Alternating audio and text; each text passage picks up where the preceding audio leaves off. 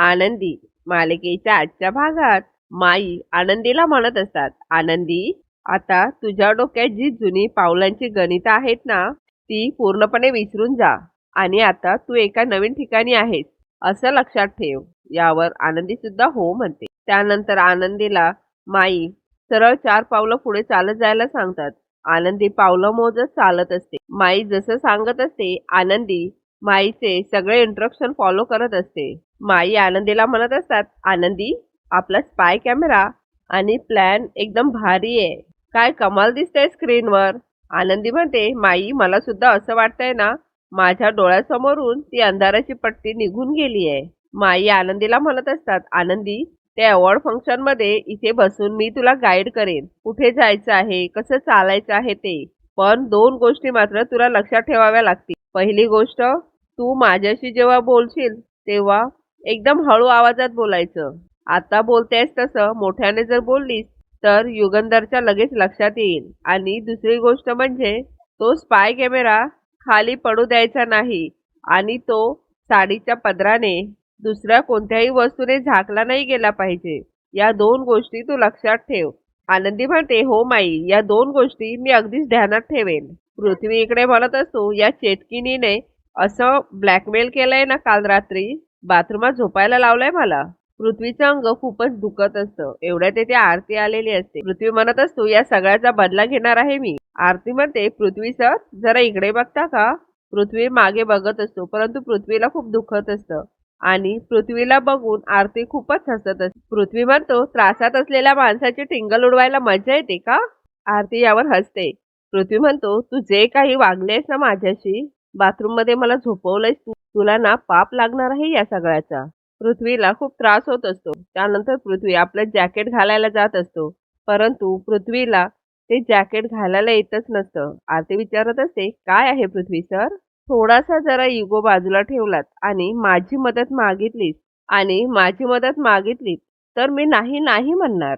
यावर पृथ्वी म्हणतो, मी आणि तुझी मदत स्वप्नात पण नाही मागणार, जा. आरती म्हणते, ठीक आहे, मग करत राहा अशी सर्कस.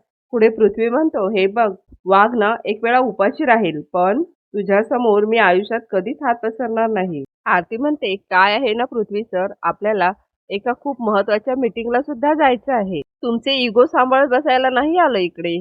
आधीच मीटिंगला जायला उशीर होतोय आणि माझे आबा नेहमी म्हणतात, अडचणीत असलेल्याला मदत करावी. मग तो स्वतःला वाघ का समजेना. वाघ असं म्हणून आरती पृथ्वीला चिडवत असते. पृथ्वी लगेच आरतीजवळ ए तू असं म्हणत येतो. आरती करून पृथ्वीच्या तोंडावर बोट ठेवते. त्यानंतर आरती पृथ्वीला हळूहळू जॅकेट घालते. दोघेही एकमेकांजवळ खूपच प्रेमाने बघत असतात. दोघेही भान अर्पून एकमेकांजवळ बघत असतात. दुसरीकडे माईंच्या इन्स्ट्रक्शन चालूच असतात. एवढ्यातच तेथे युगंधर येत असतो. आनंदी विचारते, काय झालं माई. माई म्हणतात, युगंधर येतोय. तो सरळ समीराच्या फोटोकडे गेलाय. आनंदी खूप घाबरत असते. आनंदी म्हणत असते, आता मी काय करू. माई म्हणतात, ए तू घाबरू नको, शांत राहा. माई म्हणतात, आता तू युगंधरशी बोलायचं आहेस. आनंदी म्हणते, पण माई कशासाठी. अगं असं काय करतेस. अवॉर्ड फंक्शनला तू युगंधर बरोबरच जाणार आहेस ना. आता जर त्याच्याशी बोललीस ना तर तुझा सुद्धा आत्मविश्वास वाढेल आणि मी सांगते तसं कर. आनंदी म्हणते, काय करायचं आहे माई. माई म्हणतात, तुझ्या उजवीकडे 4 पावलं जा, तुला पिलर लागेल. असं हळूहळू माई आनंदीला युगंधरच्या जवळ घेऊन जातात. युगंधर समिधाच्या फोटोसमोर उभा असतो. आनंदी सुद्धा समिधाच्या फोटोसमोर जाते. मालक साहेब म्हणत असतात, समिधा, आज मला जो एवढा मोठा पुरस्कार मिळतोय त्या यशाची खरी ताकद आणि प्रेरणा फक्त तुझ्यापासून मिळाली आहे. सगळं काही शक्य झालं ते फक्त तुझ्यामुळेच. माई आनंदीला म्हणत असतात, या पुरस्काराचं जेवढं क्रेडिट समिधाचं आहे तेवढंच तुमचं सुद्धा आहे. म्हणून मलाही तुम्हाला चंदनाचा टिळा लावायची परवानगी द्या. आनंदी मालक साहेबांना म्हणते, मालक साहेब, या पुरस्काराचं जेवढं क्रेडिट समिधाताईंना जातं तेवढंच क्रेडिट तुम्हाला सुद्धा जातं. मलाही तुम्हाला चंदनाचा टिळा लावण्याची परवानगी द्यावी. मालक साहेब ठीक आहे असं म्हणतात. त्यानंतर माई आनंदीला म्हणतात, त्याच्या हातामध्ये गंधाची वाटी आहे, ती तू उजव्या हाताने घे आणि त्याच्या डोक्याला गंध लाव. आनंदीने गंध लावल्यानंतर माई जोरजोराने ओरडत असतात, विषय सक्सेसफुल. आणि हा आवाज मालक साहेबांच्या कानावर पडतो. मालक साहेब म्हणतात, हा माईंचाच आवाज आहे ना? आनंदी म्हणते, हो. ते माई ना आजकाल ते लहान मुलं मोबाईलवर गेम्स खेळतात ना, तसा काहीतरी गेम खेळतात आणि एखादी लेवल कंप्लीट झाली ना, की असाच आरडाओरडा करतात. यावर मालक साहेब हसत असतात. माई इकडे बापूंना म्हणत असते, आनंदीने छान सांभाळून घेतलं मला. त्यानंतर माई आनंदीला आपल्या रूममध्ये बोलवतात. आनंदी गेल्यानंतर शिल्पाताई तेथे येतात. मालक साहेब शिल्पाताईंना म्हणतात, ताई तू आलीस ते बरं झालं. मी ते अवॉर्ड फंक्शनसाठी चाललोय. महाराष्ट्र शासनाचा पारंपरिक सोहळा आहे तो. आनंदीला छान साडी नेसव, दागिने घाल आणि तिला डायरेक्टली तिकडे पाठव. माझ्या फॅक्टरीमधून मी डायरेक्ट तिकडेच येतोय. युगंधर तेथून गेल्यानंतर कचऱ्यातून उचलून आणलेल्या त्या मुलीला मी माझ्या हाताने तयार करू? आरती इकडे पृथ्वीला जॅकेट घालते. जॅकेट घालून झाल्यानंतर आरती पृथ्वीचे केस विंचरत असते. पृथ्वी एकटक आरतीजवळ बघत असतो आणि आरती सुद्धा पृथ्वीकडे बघत असते. त्यानंतर पृथ्वी आरतीला थँक्यू असं म्हणतो. पुढे पृथ्वी म्हणतो, तू कधी तयार होणार आहेस? आरती म्हणते, मी तयारच आहे.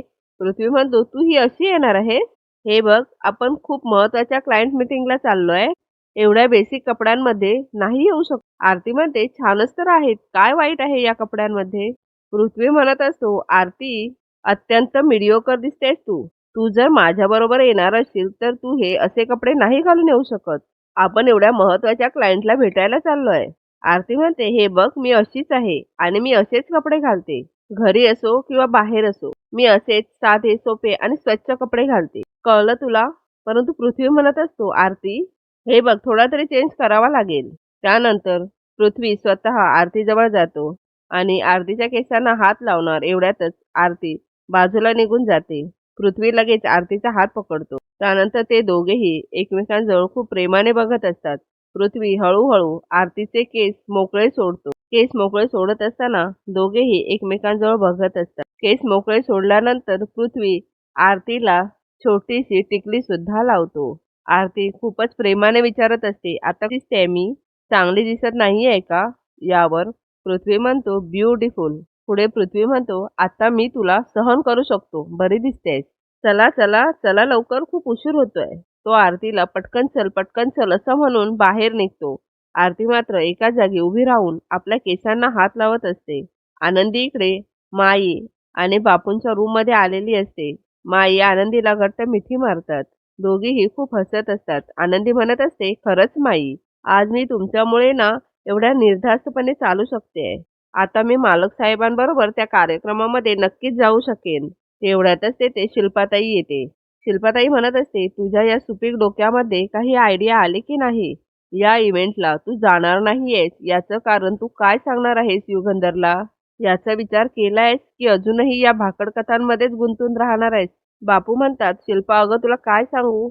माई आणि आनंदीने असा काय तोडगा काढलाय ना, विचारूच नको. या इव्हेंट फंक्शनला आनंदी अगदी रुबाबात जाणार. शिल्पाताई म्हणते, अच्छा, कमाल आहे. काय तोडगा आहे? माई म्हणते, शिल्पा, बापू अगदी बरोबर बोलतायत. आनंदीला या फंक्शनला जाणं टाळण्याची अजिबात जरूरत नाहीये. त्यानंतर माई शिल्पाला ब्रॉचमध्ये लपवलेला कॅमेरा दाखवत असतात आणि इयरफोनही दाखवत असतात. माई म्हणतात, यामुळे आपली आनंदी बिनधास्त त्या अवॉर्ड फंक्शनमध्ये जाऊ शकते आणि कुणाला काही शंका सुद्धा येणार नाही. बापू म्हणतात, हिने ना युगंधरला अगदी न चुकता छान असा चंदनाचा टिळा कपाळावर लावला. शिल्पा म्हणत असते, अरे वा, काय कमालीची आणि फालतू आयडिया आहे. कळलं तुम्हाला?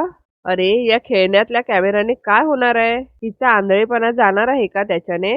शिल्पाताई म्हणते, आनंदी आज या कार्यक्रमाला जाणार नाही म्हणजे नाही. आनंदी म्हणते, मला माफ करा शिल्पाताई, परंतु आज मी त्या फंक्शनला जाणार म्हणजे जाणार. हे ऐकून शिल्पाताईला आनंदीचा खूप राग आलेला असतो. आनंदी पुढे म्हणते, ताईसाहेब, आजपर्यंत या घरामध्ये तुम्ही मला जे जे सांगितलं, जे जे उपदेश केलेत, ते मी एक मोलकरीण म्हणून गपचूप ऐकले आणि स्वीकारलेत सुद्धा. पण आजची गोष्ट वेगळी आहे. आज मालक साहेबांना त्यांच्या रात्रंदिवस मेहनत केलेल्या कष्टाचं फळ मिळणार आहे आणि त्यांची अशी मनापासून इच्छा आहे.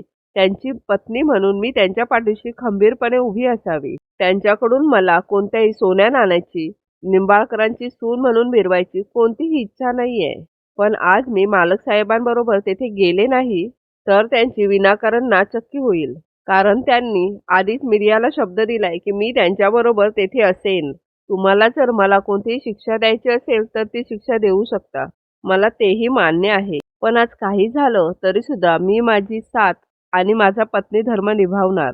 आणि आता मुलांना सुद्धा सगळं सत्य माहिती आहे. त्यामुळे मी त्या कार्यक्रमाला जाणार म्हणजे जाणार. हे ऐकून शिल्पाताई तिथून रागानेच निघून जाते.